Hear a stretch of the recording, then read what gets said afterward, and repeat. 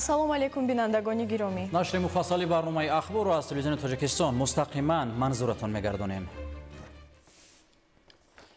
имрӯз президенти ҷумҳурии тоҷикистон пешвои миллат муҳтарам Эмомалӣ Раҳмон директори иҷроияи бунёди иқлими сабз хонум Мафалда Дуартеро ба ҳузур пазируфтанд. дар мулоқот масоили ҳамкории дуҷониб ва баргузории ҷаласаи 45-уми шӯрои мудирони бунёд дар шаҳри Душанбе баррасӣ шуд. роҳбари давлат муҳтарам Эмомалӣ Раҳмон аз ҳамкории судманди Тоҷикистон ва бунёди иқлими сабз ки имрӯз дар ҳоли рушд қарор дорад изҳори қаноатмандӣ намуданд. ба масоили вобаста ба паёмадҳои тағйирёбии иқлим, ҳифзи пиряхҳо дар минтақаҳои кӯҳӣ, мудирияти захираҳои об ва коҳиши хавфу таҳдидҳои офатҳои табиӣ таваҷҷӯҳи зиёд зоҳир гардид. аз тасдиқ шудани барномаи кишварии сармоягузории бунёд дар Тоҷикистон ва барномаи нави минтақавии аз пиряхҳо то хоҷагидорон истиқбол карда шуд. ҳамкорӣ дар соҳаҳои энергетика ва кишоварзӣ низ аз мавзӯъҳои суҳбат буд. ҳарду ҷониб алоқаманди худро ба идома ва густариши робитаҳои судбахш дар ҳамаи самтҳои мавриди таваҷҷӯҳ таъкид намуданд. пас аз мулоқот бо президенти ҷумҳурии Тоҷикистон пешвои миллат муҳтарам Эмомалӣ Раҳмон директори иҷроияи бунёди иқлими сабз хонум Мафалда Дуарте андешаҳояшонро ба хабарнигорон чунин баён дошт. صبح بخیر با همه. برای من باعث خوشنودی است در این قصر محتشم این صبح قرار داشتن و ما مذاکرات خیلی خوبی داشتیم. ما با 134 کشور دنیا همکاری میکنیم، کمک ما رو به کشورهای رو به رشد پیشنهاد میکنیم و البته در تلاش‌های آنها نسبت به واسطه مطابقت نمودن با پیامدهای تغییرات اقلیم و چاره‌اندیشی‌ها در این رابطه. این چنین در سالهای من بعد ما هدف داریم که 80 میلیارد دلاری دیگر رو یعنی پیشنهاد کنیم به کشورها و برای ما باعث شرف است با جمهوری تاجیکستان شریکی گسترده داشتن، چون که ما طول 10 سال اخیر است که با این کشور خیلی زیچ همکاری میکنیم و ما اینجا با جمهوری تاجیکستان آمدیم از روی دعوت جانب تاجیکستان برای برگزاری 45مین جلسه شورای بنیادی اقلیمی سبز که این باز یک بار دیگر شهادت میدهد بابت سهم بازسازی جمهوری تاجیکستان و پیشبرد معروضه آب و اقلیم. ما چطور که گفتم 10 سال می شود که با جمهوری تاجیکستان شریکی داریم و بار نخست با جمهوری تاجیکستان در سال 2016 ما شرطنامه همکاری جدا نمودن مبلغ‌ها رو بستیم و حجم عمومی مبلغ‌های روانه گردیده به 175 میلیون دلار می رسد و 600 میلیون دلار دیگر توسط 9 لایحه نو دیگر در مرحله‌های نزدیک جدا می شوند. اینها ساحه‌های مختلف رو فرا میگیرند با مانند انرژتیکا، کشاورزی، آگاهی برمحل و در همه همین سمت‌ها ما البته مبلغ‌ها رو جدا کرده مطمئن هستیم که تا با همین هفته روز جمعه از طرف شورای ما این مبلغ‌ها ذخیره‌های مالیوی تصدیق می‌گردند. و طول این هفته این چنین دو لایحه نو رو نیز ما تصدیق میکنیم که از طرف بنیادی ما 60 میلیون دلار آن فرا گرفته می شود و در عموم حجم مبلغ گذاری 130 میلیون رو تشکیل میدهد که در اینجا ما تکیه میکنیم با شریکان دیگری مالیوی خود که سهمگذار خواهند بود. و ما همکاری خیلی زیچ و گسترده داریم با کمیته حفظ محیط زیست. این چنین باعث خوشنودی است که ما 2 سال پیش مساعده نمودیم که تا که یکی از نهادهای مشخص جمهوری تاجیکستان نهادهای مربوطه از اکریدیتاسیون بین‌المللی گذرد و امیدواریم که دیگر نهادها از این کشور نیز از اکریدیتاسیون میگذرند تا که سطح همکاری ما باز هم وسیع‌تر گردد. ما این چنین در رابطه با لایحه‌های ملی لایحه‌های منطقوی رو مبلغ گذاری میکنیم. در اینجا نقش پیشبرنده جمهوری تاجیکستان واضح است، نه تنها در مسائل به واسطه اقتدار گیدرا انرژی تاجیکستان و آن اقتدار یعنی ذخیره آبی تاجیکستان توسط پریاخ‌ها، این چنین در بابت به واسطه سهم رهبری کننده تاجیکستان در پیشبرد این معروضه ما یک تشبث نوی رو برای 8 کشور دستگیری میکنیم که با نام از پریاخ‌ها تا به خواجگیداران است و توسط این که حجم عمومیش 13 میلیارد دلار رو در بر میگیرد 250 میلیون دلار رو علاقه پیاده نموده استادیم و این باز هم نشان دهنده واضحی تلاش‌های رهبری ما بابت قدردانی نقش رهبری کننده تاجیکستان در منطقه در مسائل آب و اقلیم می باشد. و یک چیز رو باید تاکید کنم که در جلسه شورا ما دایره‌های بزرگی یعنی شریکان رو دعوت نمودیم از کشورهای مختلف از نهادهای مختلف و در اینجا آنها به ارزیابی میکنند از بابت سطح والای مهمان نوازی تاجیکستان و نه تنها مهمان نوازی اینچنین نقش واضحی روبری کننده جمهوری تاجیکستان و عرض سپاس بیان میکنند برای آنکه جمهوری تاجیکستان در چاره اندیشی در سمت آب و اقلیم خیلی فعال میباشد. و امروز ما یک واخوری خیلی با ثمر داشتیم با جناب عالی پرزیدنت جمهوری تاجیکستان محترم امامعلی رحمان و در وقت این واخوری اون کس بار دیگر دیدگاه خودشون رو به ما به واسطه پیشنهاد نمودند در بابت ضروریت یعنی متحد تلاش‌های بین‌المللی در مطابق شوی با پیامد تغییرات اقلیم و چاره‌اندیشی‌ها در این رابطه و برای ما این یک بار دیگر یک به واسطه همچون راهنما دیدگاه آن کس خدمت میکنه. من در وقتی بوده باشم در تاجیکستان به واسطه خودم و همکارانمون حس کردیم یعنی نقش روبری کننده جمهوری تاجیکستان را و از این کشور من با خاطره های گرم می روم. باز یک بار دیگر من معتقد گردم که جمهوری تاجیکستان در حقیقت نقش روبری کننده دارد در پیشبرد موضوع آب و اقلیم. امروز پرزیدنت جمهوری تاجیکستان پیشوای ملت محترم امامعلی رحمان رئیس مجلس شورای پادشاهی عربستان سعودی عبدالله ابن محمد ابن ابراهیم آل شیخ را به حضور پذیرفتند. راهبر دولت محترم امامعلی رحمان تاکید نمودند که ما عربستان سعودی را شریک مهم خود در جهان عرب و اسلام می‌دانیم. جانب‌ها از رشد مناسبت‌های دولت‌ها در جدای دیپلماتیای پارلمانی اظهار قناعتمندی نموده به تقویت بیشتر آن اظهار هوسمندی کردند. با تحکیم رابطه‌های سیاسی، همکاری اقتصادی و اجتماعی و فرهنگی و بشری توجه زیاد ظاهر گردید. راه اندازی و توسعه همکاری برای تطبیق طرح‌های مشترک سرمایه‌گذاری در بخش‌های واقعی اقتصادی تاجیکستان که مورد توجه هر دو جانب قرار دارد مهم ارزیابی گردید. گفته شد که ادامه جلب مؤسسه‌های مالیوی عربستان سعودی برای تطبیق لایحه‌های دارای اهمیت ملی و منطقوی برای همکاری‌های متناسباً سودمند مساعدت خواهد نمود. گسترش رابطه‌ها در ساحه‌های صنعت سبک، خوراکواری، داروسازی، بخش‌های اگراری و زیرساختارهای نقلیاتی از سمت‌های مهم همکاری نامیده شد. راه‌های توسعه رابطه‌ها در بخش‌های علم و معارف، تندرستی، فرهنگ، ورزش و سیاحت نیز در مرکز توجه قرار داشت. گفتگوی سودمند همچنین دایر به مسائل روزنامه بین‌المللی و منطقوی صورت گرفت. در این زمینه با عربستان سعودی برای دستگیری تشبث تاجیکستان در خصوص اعلان کردن سالهای 2027-2036 همچون 10 ساله تحکیم صلح به خاطر نسل‌های آینده اظهار سپاس کرده شد.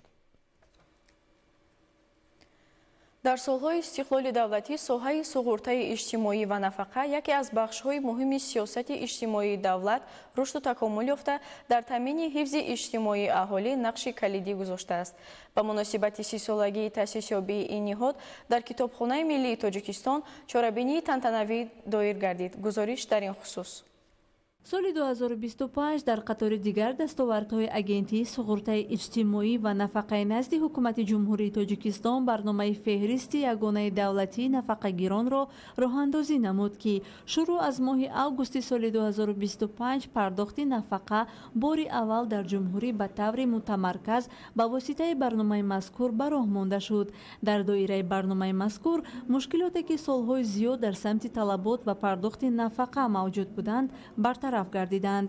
این و دیگر موفقیت‌هایی که در سالهای استقلال دولتی در نظام سغورتای اجتماعی و نفقه به دست آمدند ضمن یک چاره‌بینی تنتنوی تحت عنوان رشد نظام سغورتای اجتماعی و نفقه در زمان معاصر با مناسبت 30 سالگی تأسیس یابی این نهاد نتیجه گیری گردید. در کار چاره‌بینی معاون سروزیر جمهوری تاجیکستان دلربا منصوری، نمایندگان وزارت و اداره‌ها، کارشناسان داخلی و خارجی، عالمان و متخصصان ساحه حفظ اجتماعی اشتراک نموده ضمن سخنرانی نقش نظام سغورتای اجتماعی و نفقه را در تأمین حفظ اجتماعی اهالی، تحکیم ثبات اجتماعی و بلند برداشتن سطح زندگی شهروندان مهم ارزیابی نمودند. فعالیت این نهاد این ساختار تأمین حقوق‌های اجتماعی اهالی است که خیلی با موفقیت‌ها نایل گردید. از همان دوره‌ای که қарзи нафақа дар ибтидои истиқлолияти мо вуҷуд дошт, ҳатто то баъзе дар ноҳияҳо ва маҳалҳо то 2 сола таъмини нафақа дида намешуд. ҳамин маҳз ҳамин сохтори агентии суғуртаи иҷтимоӣ ва нафақаи назди ҳукумати ҷумҳурии Тоҷикистон тавонист ки ҳамин қарзҳоро пурра пардохт кунад. яъне ҳамаи шаҳрвандон аз ҳамон давра ба ҳуқуқҳои худшон таъмин гардиданд ва то имрӯз талош дорад ки боз ҳам ҳамин доираи ҳуқуқҳову кафолатҳои иҷтимоие ки давлат барои шаҳрвандон кафолат додааст медиҳад, пурра таъмин карда тавонад. агентии суғуртаи иҷтимоӣ ва нафақаи назди ҳукумати ҷумҳурии Тоҷикистон яке аз ниҳодҳои татбиқкунандаи сиёсати иҷтимоии мамлакат ба шумор рафта, зери таваҷҷӯҳи ҳукумати ҷумҳурии Тоҷикистон дар даврони соҳибисолӣ ба дастовардҳои зиёде ноил гардидааст. аз ҷумла солҳои охир дар агентӣ низоми рақамикунонии соҳа ба роҳ монда шуда, дар ин давра феҳристи ягонаи нафақагирон ба қайд гирифта шуд. дар даврони соҳибисолии ҷумҳурии Тоҷикистон андозаи нафақа зиёда аз 20 маротиба бо фармонҳои президенти ҷумҳурии Тоҷикистон баланд бардошта шуда, дар ин давра индексация карда шуда ки ба сатҳи некуаҳволии мардум заминаи мусоид мегузорад. таъкид гардид ки бо ҳидояту ташаббусҳои президенти ҷумҳурии Тоҷикистон пешвои миллат муҳтарам Эмомалӣ Раҳмон дар давоми солҳои соҳиб истиқлолӣ бо мақсади тақвият бахшидани сатҳи ҳифзи иҷтимоии аҳолӣ аз ҷумла пиронсолон, маюбон, кӯдакони ятиму бепарастор зиёда аз 20 маротиба бо фармонҳои президенти ҷумҳурии Тоҷикистон андозаи нафақаҳо зиёд карда шуд.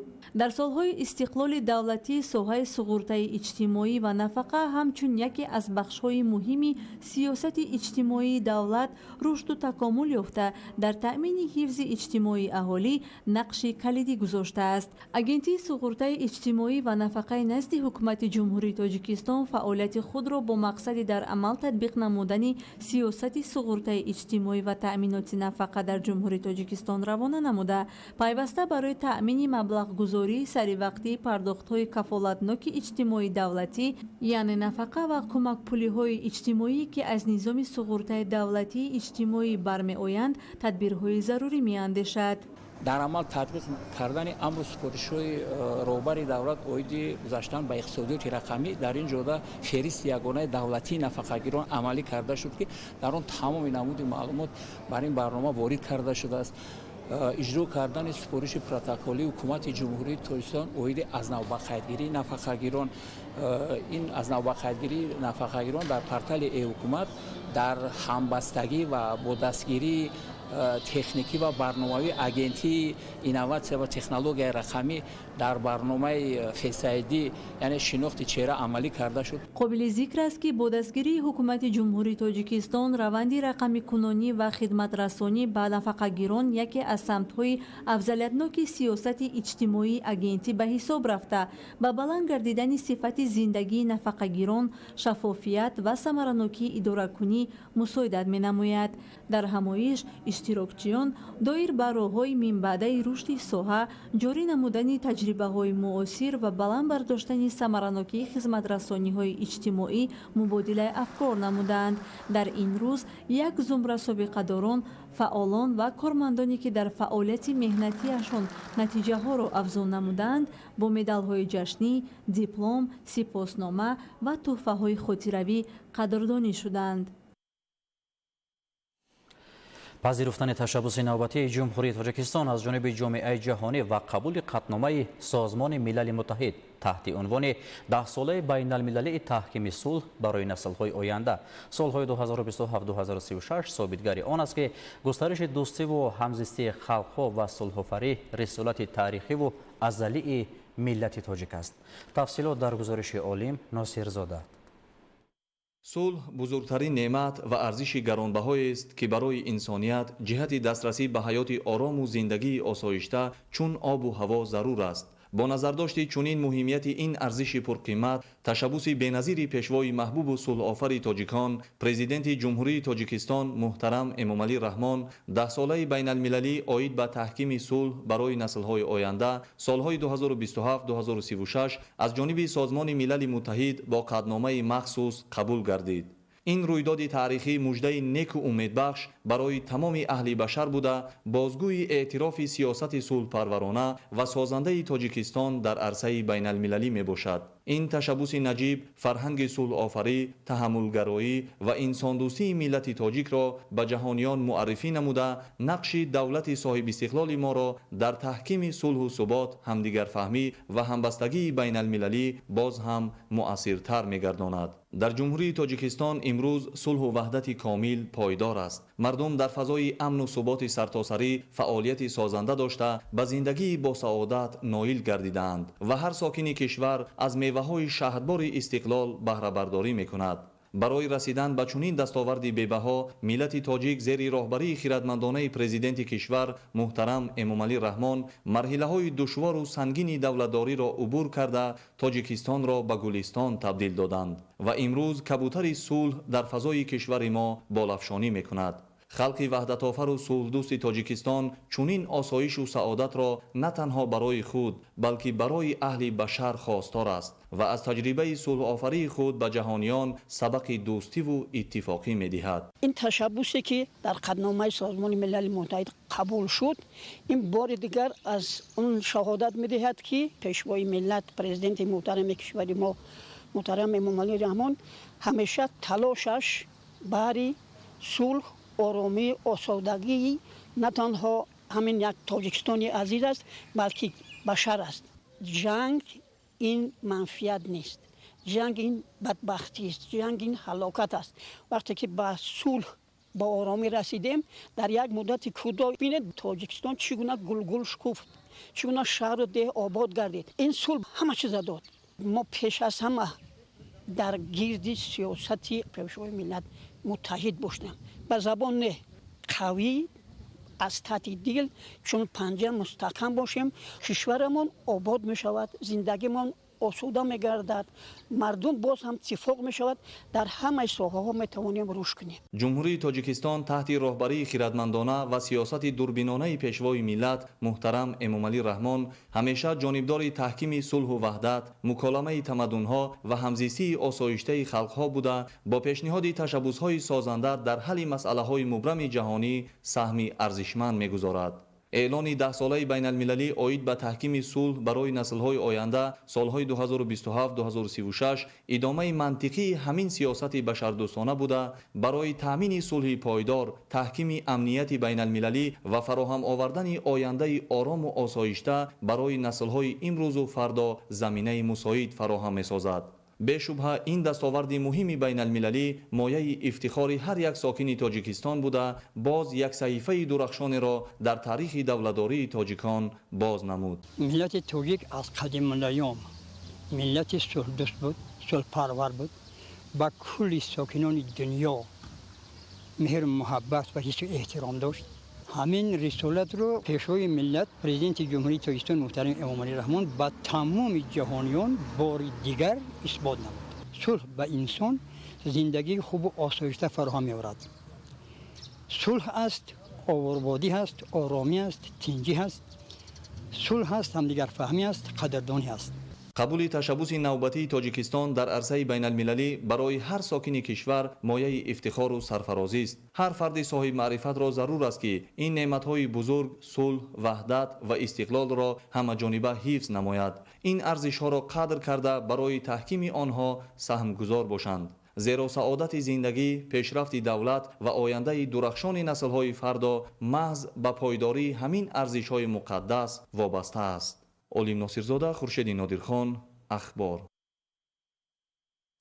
در شهر نویاهای کشور اوید به قبول قطعنامه تاریخی سازمان ملل متحد 10 ساله بین المللی تحکیم صلح برای نسل‌های آینده سالهای 2027-2036 که با تشبث نوبتی پرزیدنت جمهوری تاجیکستان پیشوای ملت امامعلی رحمان صورت گرفت همایش دایر شد.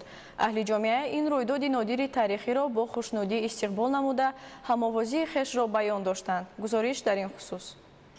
10 ساله بین المللی تحکیم صلح برای نسل‌های آینده سالهای 2027-2036 تحت همین عنوان با اقدام کمیته اجرایی حزب خلقی دموکراتی تاجیکستان در ناحیه شاه منصور همایش سیاسی فرهنگی جمهوری حزبیان برگزار گردید که در آن نمایندگان حزب خلقی دموکراتی تاجیکستان мақомоти иҷроияи ҳокимияти давлатии шаҳри душанбе инчунин кумитаҳои иҷроияи ҳизбии як қатор шаҳру ноҳияҳои ҷумҳурӣ ва аъзоёну фаъолони ҳизб иштирок намуданд. дар ҳамоиш зикр гардид ки боиси ифтихори ҳар як шаҳрванди тоҷикистон аст ки имрӯз давлати мо ба яке аз пешоҳангони дипломатияи созанда дар арсаи байналмилалӣ табдил ёфтааст.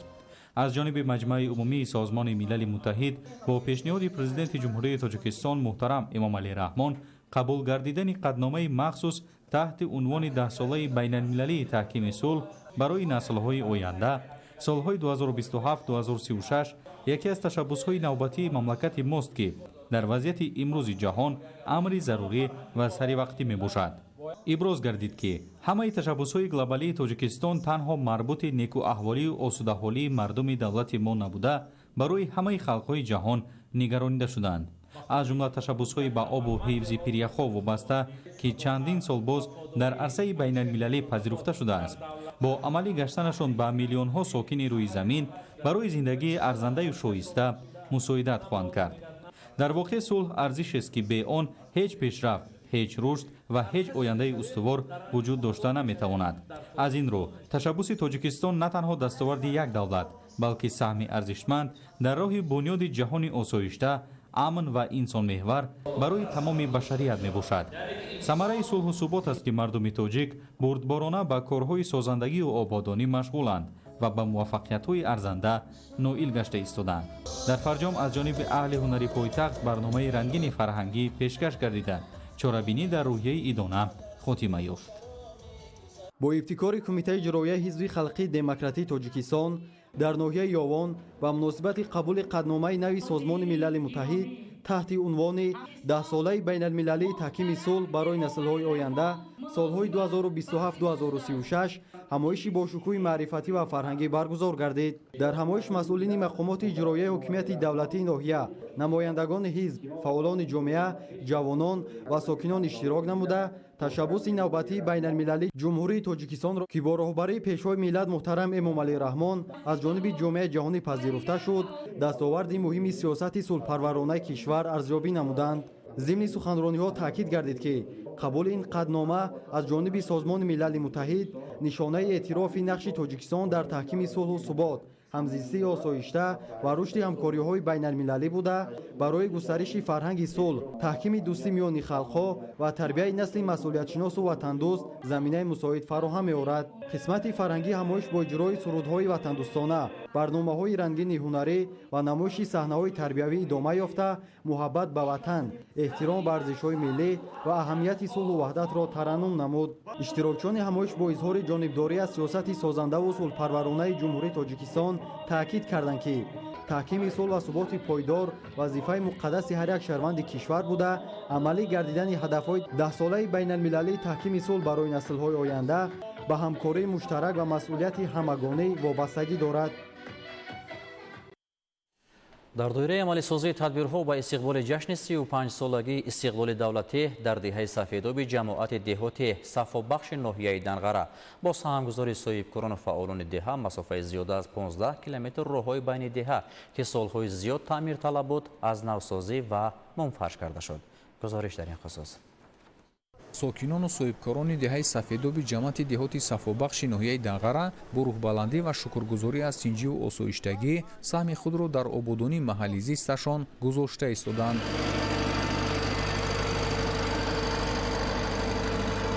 роҳҳои дохили деҳа ки ба таҷдиду навсозӣ ниёз дошт, сокинону соҳибкорони ин рӯсто дастаҷамъона масофаи зиёда аз 16 километрашро таъмир ва мунфарш менамоянд. рафти корҳои сохтмонӣ дар роҳҳои деҳаи мазкур бо мусоидати мақомоти иҷроияи ҳокимияти давлатии ноҳия ва ҷалби техника ва механизмҳои муосири роҳсозӣ идома дошта, мутахассисон ҷиҳати босифати баланд ва дар муддати кӯтоҳ ба анҷом расонидани роҳҳои мазкур кӯшиш намуда истоданд.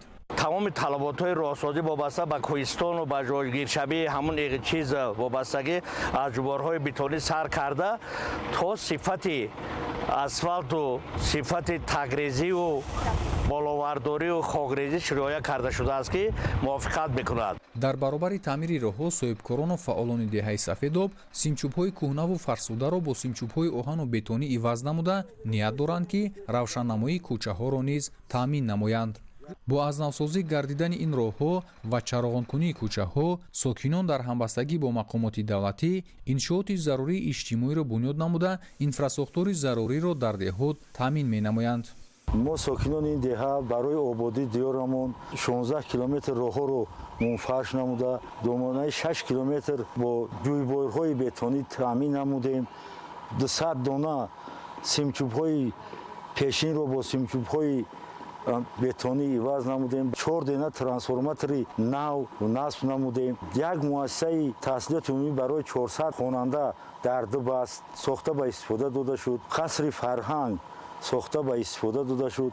ба муносибати 35-солагии ҷашни истиқлолияти давлатии ҷумҳурии Тоҷикистон як муассисаи томактабӣ барои 300 хонанда, хонаи омӯзгорон барои 5 омӯзгор ки то арафаи ҷашни 35-солагии истиқлолияти давлатии ҷумҳурии Тоҷикистон сохта ба истифода дода мешавад.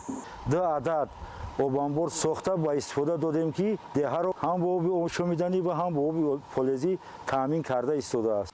пули мошингузар ки аз болои канали обтаъминкунӣ ВД3 мегузарад дар ҳолати садамавӣ қарор дошт. аз ҷониби сокинон ва шахсони саховатпеша ин пул пурра навсозӣ гардида истодааст.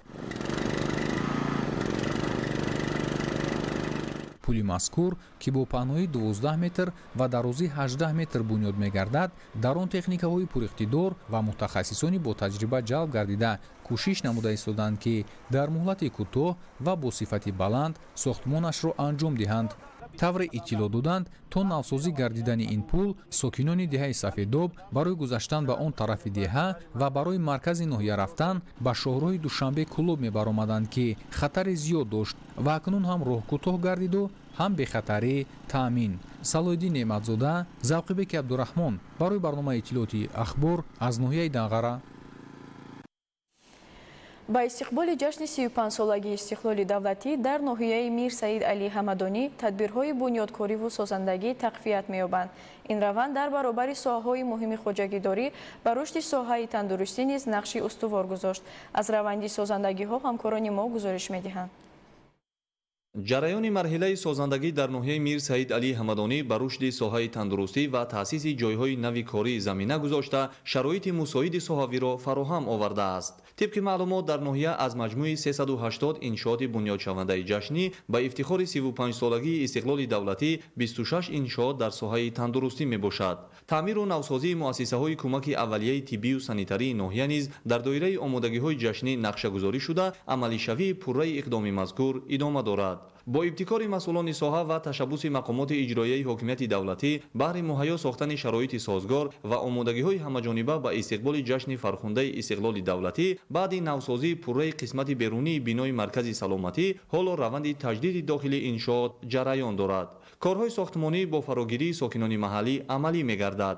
айни замон дар ин муассисаи таҷдидшаванда кормандони соҳаи тандурустӣ дар шароити беҳтар фаъолият намуда ба беморон хизматрасонии саривақтӣ ва босифат мерасонанд. таҷҳизоти муосир, утоқҳои барҳаво ва муҳити созгор имконият фароҳам оварданд ки сатҳу сифати хизматрасонии тиббӣ боз ҳам беҳтар гардида сокинон аз ёрии аввалияи тиббӣ бархурдор шаванд.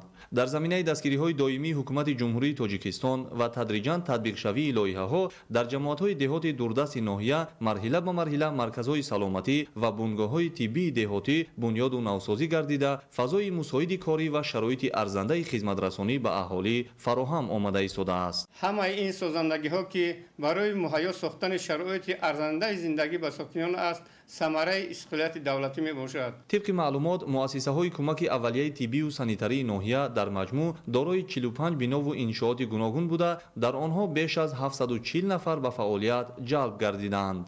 амалисозии иқдомоти созанда ободонии фазои берунии иншооти тандурустиро низ таъмин намуда бо фароҳам овардани инфрасохтори зарурӣ ва сарсабзу гулафшон намудани саҳни иншоот шаҳрвандон аз фазои фараҳбахши истироҳативу фароғат баҳрабардорӣ мекунанд. ин ҳама дастовардҳо на танҳо нишонаи ободонӣ, балки таҷассумгари ғамхории пайваста нисбат ба саломатии мардум мебошад. зеро маҳз чунин иқдомҳои созанда дар ҳифзи солимии аҳолӣ, таҳкими фаъолияти шоиста ва фароҳам овардани зиндагии арзандаи сокинон нақши муассир мегузоранд. Олим Носирзода, Хуршеди Нодирхон, ноҳияи Мир Саид Али Ҳамадонӣ, Ахбор.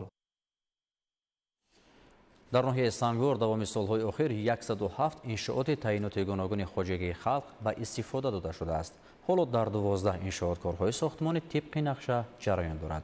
گزارش در این خصوص.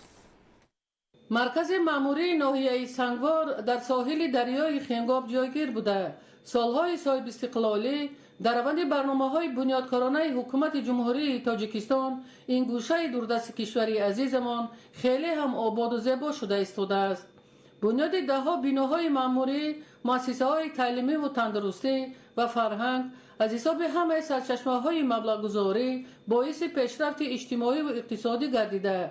جهت فراهم آوردن زندگی شایسته برای مردم زمینه واقعی مهیا نمود. جهتی در عمل تطبیق نمودن و سزاوار جشن گرفتن 35 سالگی استقلال دولتی جمهوری تاجیکستان، مقامات اجرایی حکومت دولتی ناحیه سنگور طبق نقشه چهاربینی‌های 106 انشاءات به نقشه گرفته شده است که تا امروز 71 انشاءات مورد استفاده قرار داده شده‌اند. در باقی مانده انشاءات کارهای ساختمانی ادامه دارند و حرکت میکنیم که تا جشن 35 سالگی استقلال دولتی پورا ساخته به استفاده دهیم. ساختمان بینای علاوگی مؤسسه تعلیمی برای 650 نفر خواننده سال گذشته آغاز گردیده بود. این انشاءات از 4 بینای کشاد و برهوا عبارت بوده: بینای تعلیمی، تالار ورزشی، مجلسگاه و کتابخانه برای بلند برداشتن سطح صفت دانش خوانندگان شرایط‌های ضروری را مهیا می‌سازد. بنیاد مؤسسه تا مکتبی برای 96 کودک در پرتو هدایت‌های پرزیدنت جمهوری تاجیکستان پیشوای ملت محترم امامعلی رحمان عملی شده ایستاده است. زیرا سالها باز در مرکز ماموری ناحیه سنگور باغچه کودکانه زمانوی موجود نبود. سال جاری در مرکز ناحیه ساختمان بینای سه‌آشانه مرکز سلامتی آغاز گردید. تا همین دوره بنیاد تک‌کرسی بینا انجام یافته. کارهای ساختمانی در آشانه یکم آغاز گردید تا انشاءات در مهلت پیشبینی شده به استفاده داده شود. ناحیه سنگور اصلا همسال استقلال دولتی می باشد. این است که جهت رشد و انکشاف خواجگی خلق آن دوام 5 سال اخیر از حساب همه سرچشمه‌های مبلغ‌گذاری ساختمان 107 انشاءات به مبلغ بیش از 34 میلیون سومانی اجرا شده است. ساکنان ناحیه سنگور هدایت‌های بنیادکارانه پرزیدنت جمهوری تاجیکستان پیشوای ملت محترم امامعلی رحمان را سرمشق کار خود نموده بهر عملی شدن هدف‌های سازنده اهلانه کار و پیکار می‌کنند تا جشن 35 سالگی استقلال دولتی را با دستاویزهای ارزنده استقبال گیرند. ایدیگولی محمود، دادرجان میرزازاده برای برنامه اخبار از ناحیه سنگور. در اینستیتوت بوتانیکا، فیزیولوژیا و ژنتیکای رستنی اکادمیای ملی علم‌های تاجیکستان بخشیده به جشن 35 سالگی استقلال دولتی آزمایشگاه رستنی‌های شفابخش و فارماسیوتیکا مورد استفاده قرار داده شد. گزارش در این خصوص. ضمن افتتاح آزمایشگاه تاکید گردید که طی 2 سال اخیر با دستگیری و هدایت‌های پرزیدنت جمهوری تاجیکستان پیشوای ملت محترم امامعلی رحمان در مؤسسه‌های علمی تحقیقاتی اکادمیای ملی علم‌های تاجیکستان 54 آزمایشگاه نوی زمانوی مورد استفاده قرار گرفته است. فعالیت آزمایشگاه رستنی‌های شفابخش و فارماسیوتیکا با تحقیق همه‌جانبه رستنی‌های شفابخش وطنی، آموزش ترکیب شیمیایی و خاصیت‌های بیولوژی آنها، اینچنین تهیه تکنولوژی معاصر استحصال مواد دارویی و محصولات فارماسیوتی روانه شده، آن بر رشد علم بوتانیکا، فارماکولوژیا و استفاده ثمرناک ذخیره‌های طبیعی کشور مساعدت می‌نماید. مهیا نمودن شرایط مساعد کاری به عالمان و محققان و تأسیس آزمایشگاه‌های نو با تجهیزات و تکنولوژی معاصر در محور سیاست علمی حکومت جمهوری تاجیکستان قرار دارد. اطلاع داده شد که سمت‌های اساسی فعالیت آزمایشگاه فارماکودیاگنوستیکا، فارماخیمیا، فیتوخیمیا، بوتانیکا و پرورش گیاه‌های شفابخش را در بر گرفته. تحقیقات در این سمت‌ها با تکیه به دستاوردهای طبی معاصر و میراث گرانبهای علمی و طبی ابوعلی ابن سینا راه اندازی شده است. در روند کارهای علمی، موادهای طبیعی، اکستراکت‌ها و سوپرناتنت‌های گیاه‌های شفابخش وطنی، اینچنین کلتورهای حجیروی و و ماده‌های سینتز شده مورد آموزش قرار گرفته خاصیت‌های بیولوژی و فارماکولوژی آنها به طور عمیق تحقیق می‌گردد. همزمان در آزمایشگاه تطبیق تدریجی دستاوردهای علمی از نظریه به عملیه توسط آموزش و استفاده نسخه‌های گیاهی در اساس پرینسیپ‌های میزاج فارماکولوژیا، میزاج دیاگنوستیکا و میزاج تراپی براه مانده شده است. با استفاده از اصول‌های تشخیص DNK و RNK، آموزش سفیده‌ها، معین نمودن آنتی‌تل‌ها، آنتیگن‌ها، فرمنت‌ها و گرمون‌ها، اینچنین گذرانیدن تحقیقات بیوشیمیایی، کلینیکی، مولکولوری و ایمونوفرمنتی کارهای علمی عملی می‌گردند. امروز دوره اساسی امتحان‌های مرکزانیده داخلشوی به مؤسسه‌های تعلیمی تحصیلات میانه کسبی و عالی کسبی آغاز شد. گزارش همکارانمان. صبح امروز داوطلبان دارای تحصیلات میانه عمومی، ابتدایی کسبی و میانه کسبی که گروه اختصاصی یکم طبیعی و تکنیکی را انتخاب کردند، با مرکزهای امتحان سپاری آمدند.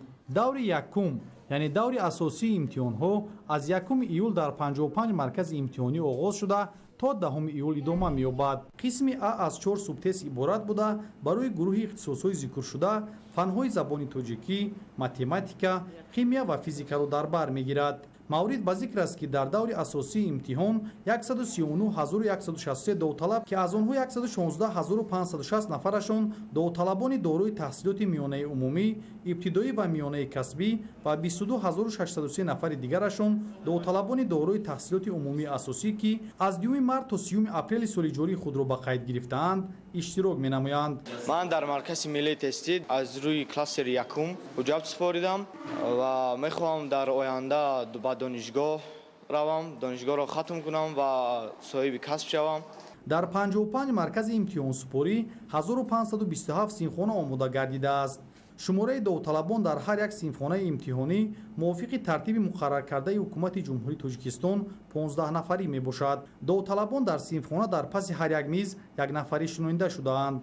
امتحان‌ها طبق ترتیب مذکور که درباره آن پیش از آغاز امتحان در هر یک سینخانه امتحانی با داوطلبان معلومات و برای رعایت طلبات و قاعده‌های مقرر شده معین گردیده است فهمانیده شد. مرکز ملی تستی نزد پرزیدنت جمهوری تاجیکستان برای تشکیل و برگزاری امتحان‌های مرکزانیده داخلشوی سال 2026 در 22 شهر و ناحیه‌های جمهوری تاجیکستان 55 مرکز امتحانی تشکیل نموده است. در این مرکزهای امتحانی 1527 صنفخانه برای گذراندن امتحان آماده کرده شده است. تمام مرکزهای امتحانی با کامراهای نظارتی و دیگر تجهیزات‌های ضروری تامین می‌باشند.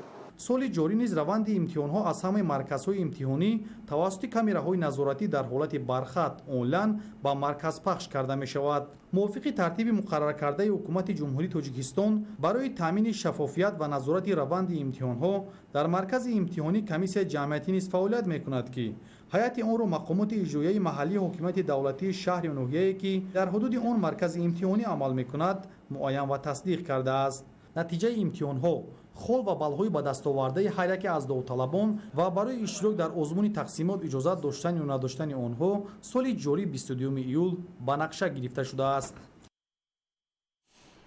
امروز در شهر دوشنبه جلسه نوبتی شورای کنفدراسیای عمومی اتفاقهای کسبه برگزار گردید که در آن مسائل مهمی وابسته به حفظ حقوق و منفعت‌های مهنتکشان، تکمیل مناسبت‌های مهنتی و تحکیم همکاری‌های بین اتحادیوی بررسی کرده شد. همکاران ما گزارش می‌دهند. در شهر دوشنبه جلسه نوبتی شورای کنفدراسیای عمومی اتفاقهای کسبه برگزار گردید.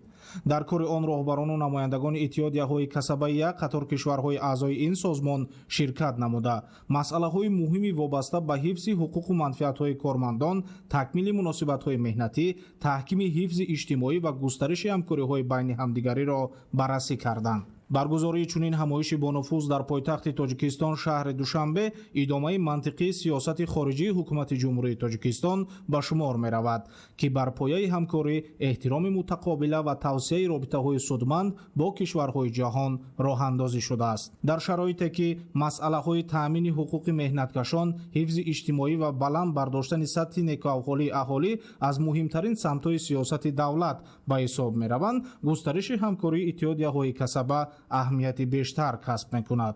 аз ин рӯ мубодилаи таҷриба, ҳамоҳангсозии фаъолияти муштарак ва омӯзиши роҳҳои нави ҳифзи манфиатҳои кормандон аз мавзӯъҳои маҳварии ин нишаст ба шумор мерафт. мавзӯи асосии ҷаласаи имрӯза такмили низоми шарикии иҷтимоии давлатҳои иштирокдори иттиҳоди давлатҳои мустақил мебошад. ин масъала таваҷҷӯҳи бештар ва иштироки фаъоли намояндагони ҳамаи марказҳои иттифоқҳои касабаро тақозо мекунад.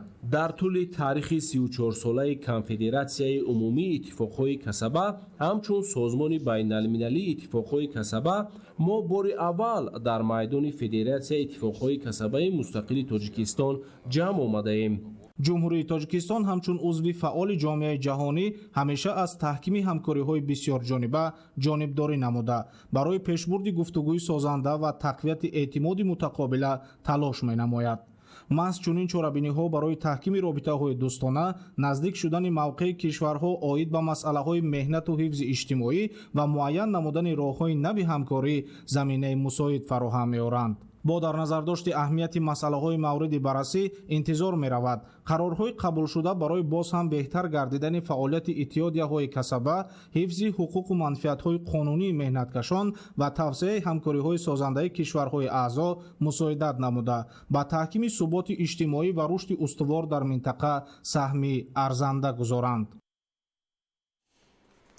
дар ноҳияи Мурғоб дар масоҳати 1 гектару 400 ҳисса замин гармхонаҳо бунёд гардидааст ки дар он зироати гуногуни кишоварзӣ кишт карда мешавад. гузориши Моҳираи Тоҳир.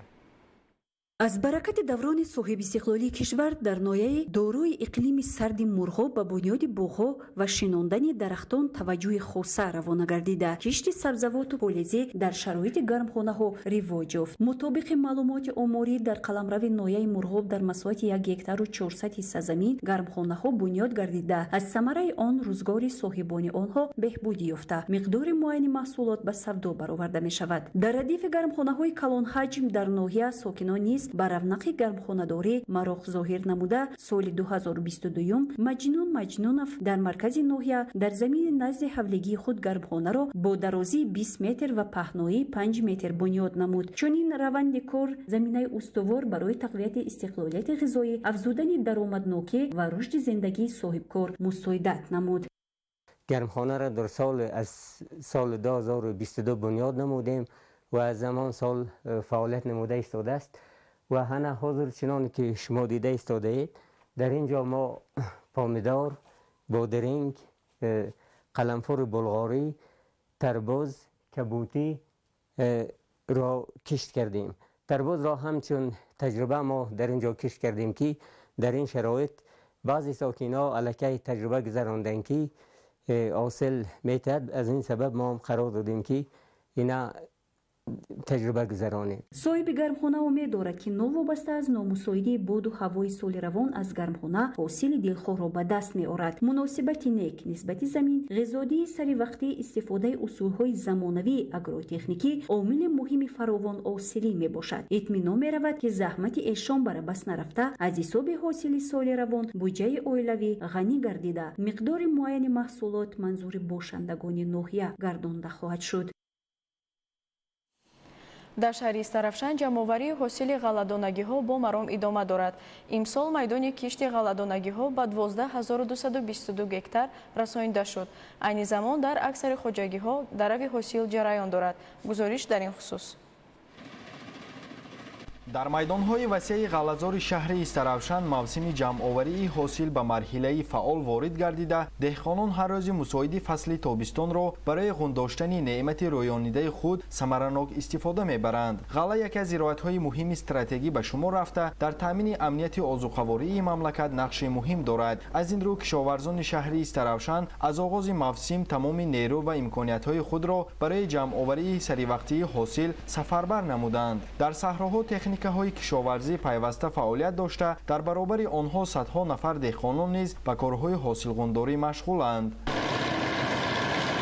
طبق معلومات فوری ریاست کشاورزی شهر استرافشان امسال میدان کشتی غله‌دانگی ها به بیش از 12000 گکتار رسانیده شده است. در قسم زیادی این میدان ها حاصل پره پخته رسیده، جمع آوری آن با مرام ادامه دارد. متخصصان ساحه تاکید میکنند که شرایط مساعد اقلیمی و رعایت قاعده های آگروتکنیکی برای به دست آوردن حاصل خوب زمینه مساعد فراهم آورده است. کشاورزان اظهار امیدواری میکنند که نتیجه مهنت چند ماهه آنها امسال نیز به بلند شدن حجم استحصال محصولات کشاورزی مساعدت خواهد کرد. مهنت دهقان همیشه زحمت زیاد و مسئولیت بلند را تقاضا میکند. از آماده سازی زمین تا جمع آوری حاصل هر یک مرحله دقت مخصوص میخواهد. امروز باشد محض همین مهنت صادقانه در میدانهای زرین شهر استرافشان ثمره خود را نشان میدهد. خوشه‌های پربار و فعالیت پرجوش و خروش کشاورزان از آن شهادت میدهند که موسم امساله غله‌دروی برای خواجگیداران باقرار جریان دارد.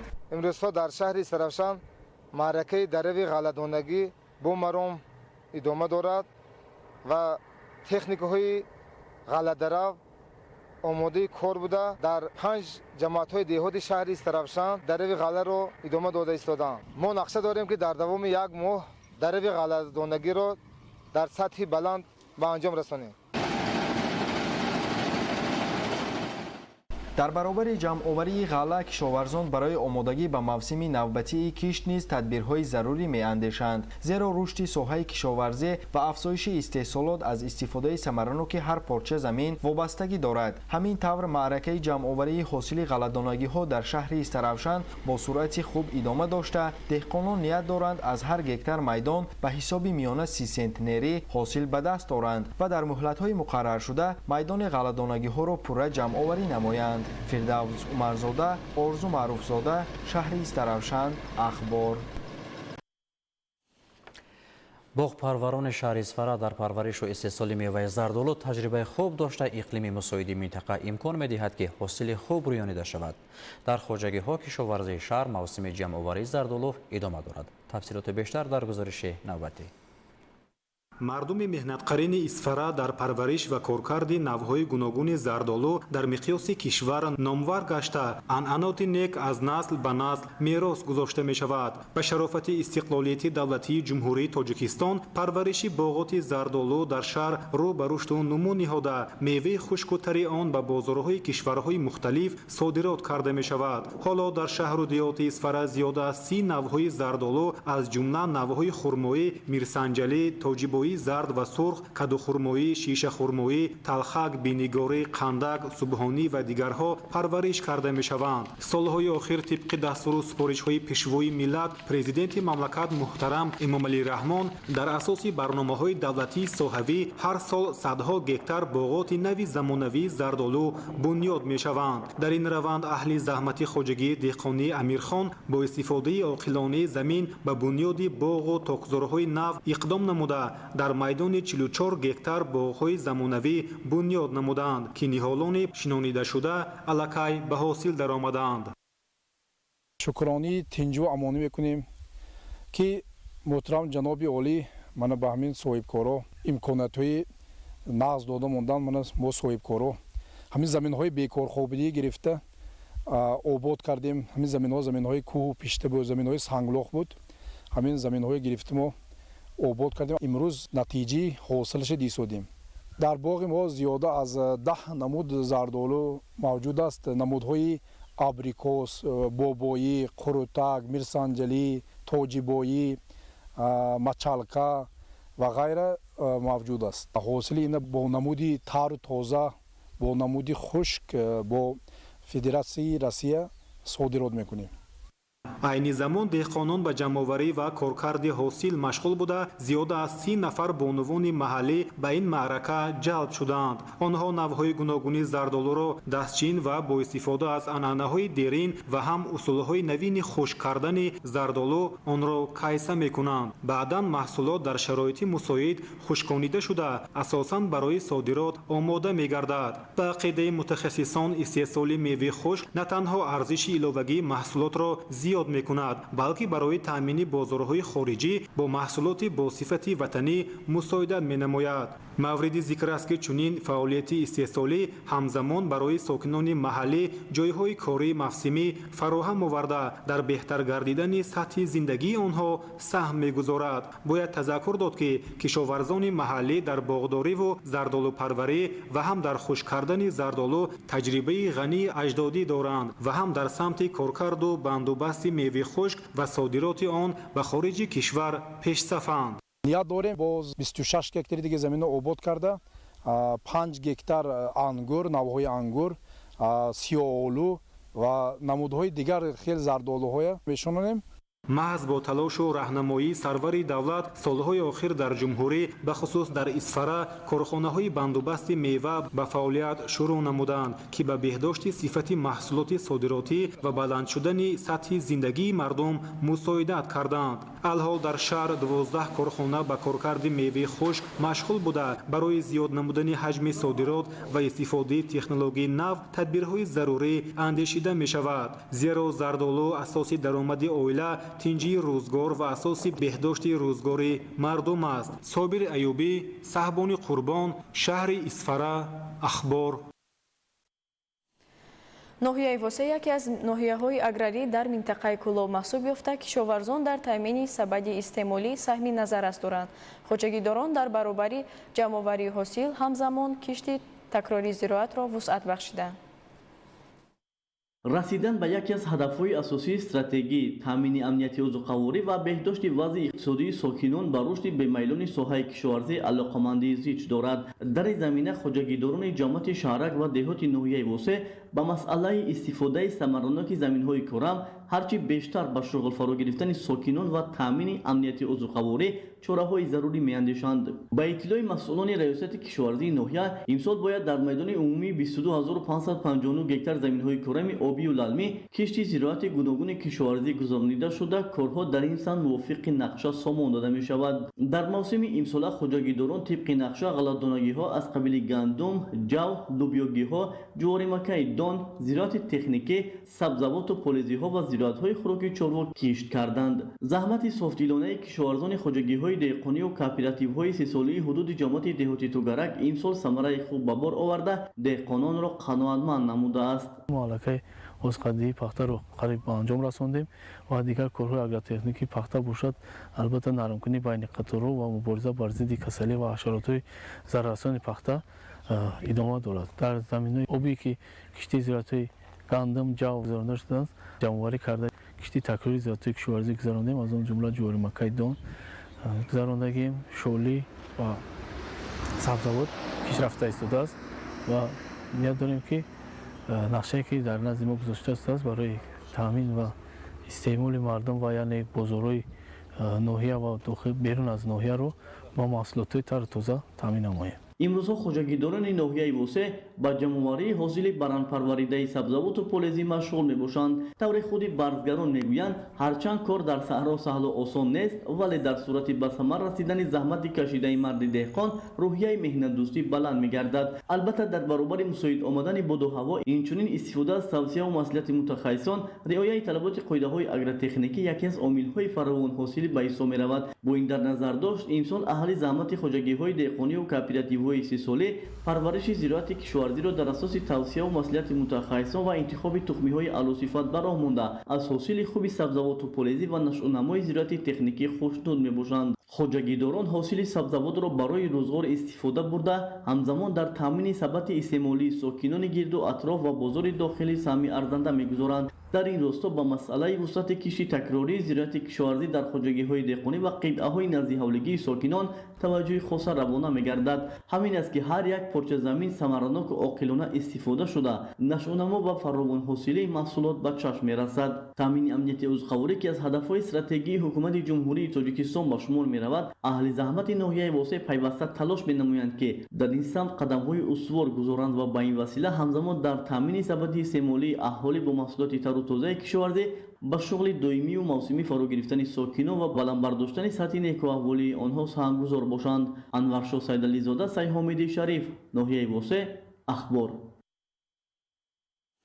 масъалаҳои амалисозии лоиҳаи вижд в Таҷикистон имрӯз дар шаҳри Душанбе бо иштироки намояндагони Кумитаи рушди сайёҳӣ ва ширкати Газпром Медиа Холдинг баррасӣ шуд.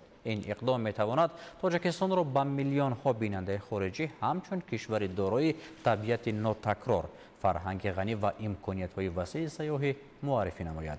гузориш дар ин хусус.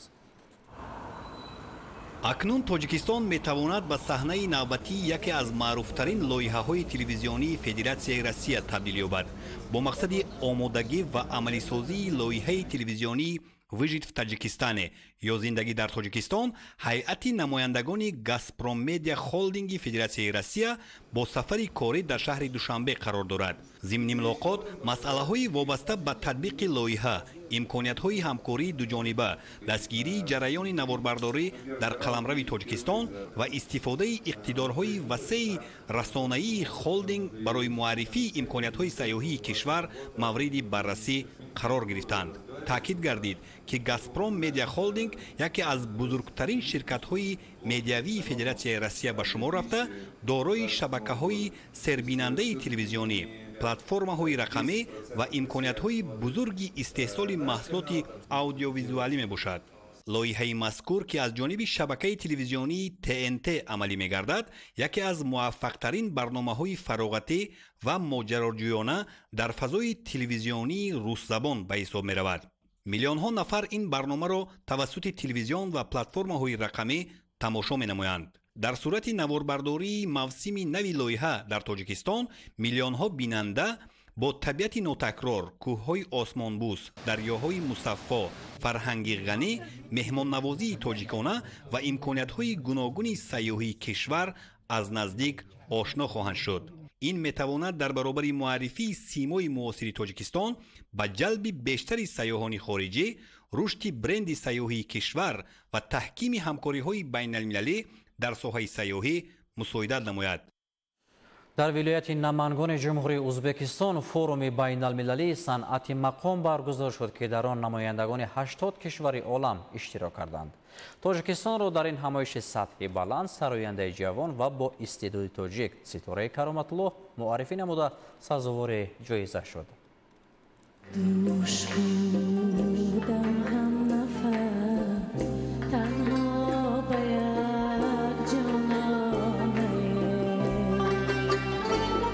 ситораи Кароматуллоҳ овозхони ансамбли давлатии шашмақом ба номи Фазлиддин Шаҳобови Кумитаи телевизион ва радиои назди ҳукумати ҷумҳурии Тоҷикистон буда таи солҳои фаъолият бо иҷрои ҳирфаӣ сурудҳои классикии тоҷик ва иштироки фаъолона дар ҷашнвораҳои ҷумҳуриявию байналмилалӣ сазовори эътироф гардидааст.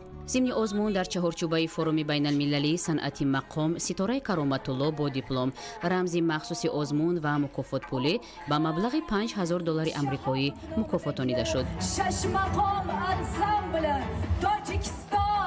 маросими супоридани ҷоиза дар фазои тантанавӣ баргузор гардида навозандаи шинохтаи Осиёи марказӣ Абдуҳошим Исмоилов ба ҳунарманди тоҷик Ситораи Кароматуллоҳ тақдим намуд. ин ҷоиза нишони қадрдонии маҳорати баланди ҳунарӣ, истеъдоди нотакрор ва саҳми арзандаи ӯ дар муаррифии фарҳангу санъати миллӣ дар арсаи байналмилалӣ арзёбӣ мешавад.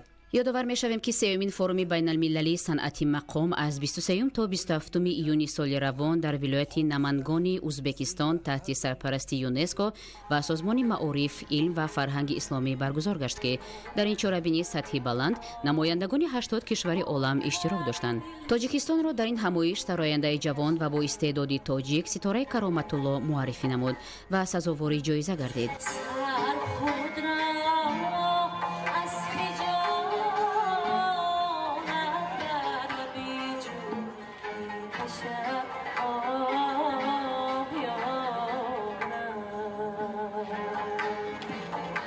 аснои маросим аз ҳунари воло, истеъдоди нодир ва нақши муассири сароянда дар тарғибу муаррифии санъати суннатии тоҷик дар сатҳи байналмилалӣ бо ифтихор ёдоварӣ карда шуд. аз ҷониби масъулини чорабинӣ ҳамчунин ҷоизаҳои махсуси иловагӣ дар бахшҳои беҳтарин сарояндаи мақом, беҳтарин навозандаи мақом, беҳтарин устоди мақом, беҳтарин маъруфкунандаи мақом, беҳтарин иҷрокунандаи ҷавони мақом ва беҳтарин оҳангсози мақом тақдим карда шуданд. ин дастовард боз як муваффақияти фарҳангу санъати миллӣ ба ҳисоб рафта барои муаррифии санъати миллии кишвар дар арсаи ҷаҳонӣ саҳми назаррас хоҳад гузошт. бинандаҳои азиз, дар ҳамин ҷо барномаи ахбор ба анҷом мерасад. саломат бошед.